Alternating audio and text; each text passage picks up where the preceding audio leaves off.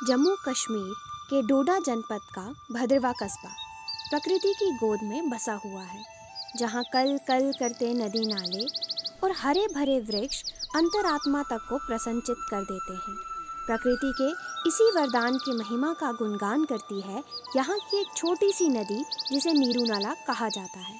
प्राकृतिक सुंदरता से धनधान्य भद्रवा वर्तमान काल में भी अपना इतिहास और सरलता स्वयं में संजोए हुए है।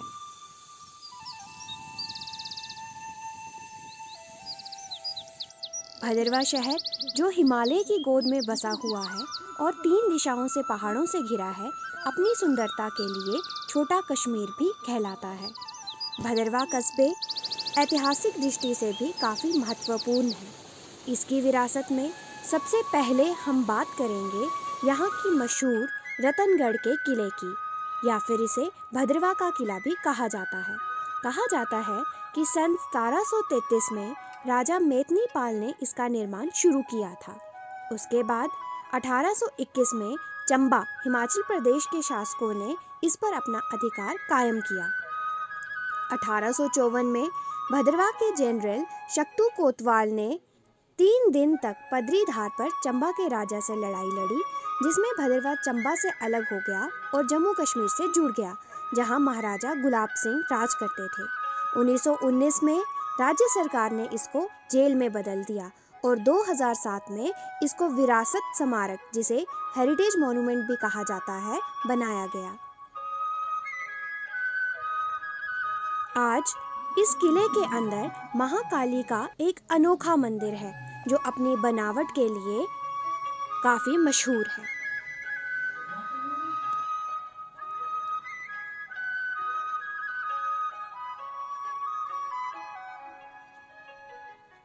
धार्मिक दृष्टि से देखें तो भद्रवा को नागों की भूमि से भी संबोधित किया जाता है, क्योंकि ये मान्यता है कि भद्रवा घाटी भगवान शिव के आभूषण कहे जाने वाले भगवान वासुकी नाग का स्थान है। भगवान वासुकी के मंदिर भद्रवा की धार्मिक महत्वता का गुणगान करते हैं। वैसे तो भद्रवा में वासुकी नाग के 4 मुख्य मंदिर हैं, पर सेरी बाजार का मंदिर अपने में ही अनोखा है, जहाँ मंदिर में 2 मूर्तियाँ हैं, एक वासुकी नाग जी की और एक राजा जम्बूत वाहन जी की, जो काले पत्थरों से बनी हुई है। इन मूर्तियों की खास बात यह है कि ये मूर्तियाँ 87 डिग्री के एंगल पर खड़ी हैं, बिना किसी सहारे के। इन मूर्तियों की बनावट अपने में ही काफ़ी अनोखी है। इस शहर के पूर्वी तरफ नीरू नदी के किनारे आधा किलोमीटर की दूरी पर एक प्राचीन शिव मंदिर स्थित है।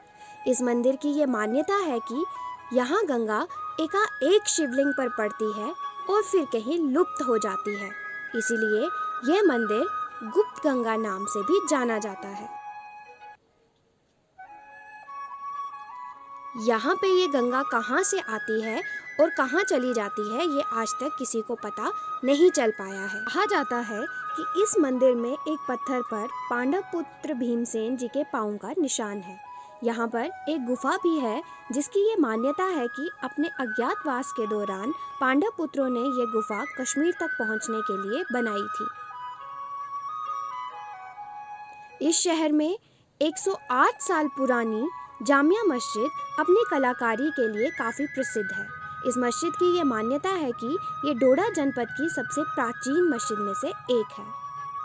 भद्रवा की प्राचीन विरासत में 2 और नाम शामिल है। एक नाल्टी बावली, जो अपनी अनोखी बनावट के लिए प्रसिद्ध है। ये पत्थर एक मगरमच्छ की शक्ल में है और कहा जाता है कि इसमें पानी सीधे कैलाश झील से आता है। यहाँ के लोग इस पानी को पीने के लिए इस्तेमाल करते हैं।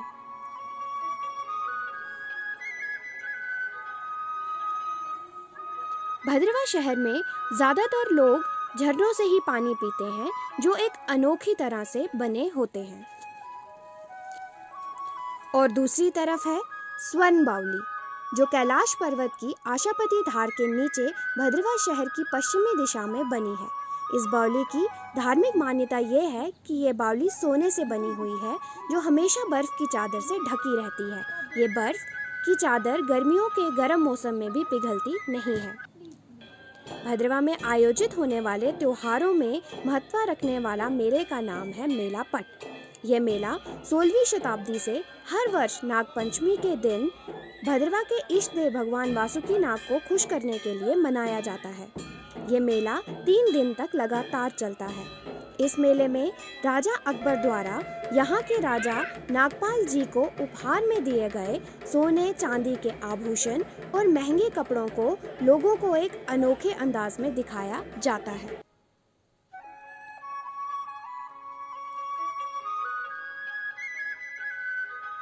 भद्रवा में कई जगह पर पत्थर पर बनी हुई मूर्तियां देखने को मिलती हैं जो यहाँ की ऐतिहासिक महत्वता को दर्शाती है और ये सब मूर्तियां बहुत साल पुरानी हैं।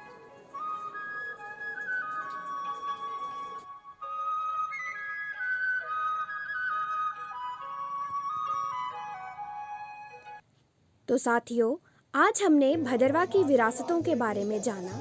भद्रवा शहर धार्मिक और ऐतिहासिक दोनों दृष्टि से ही बहुत महत्वपूर्ण स्थान है। उम्मीद करती हूँ कि आप सबको ये पसंद आई होगी। धन्यवाद।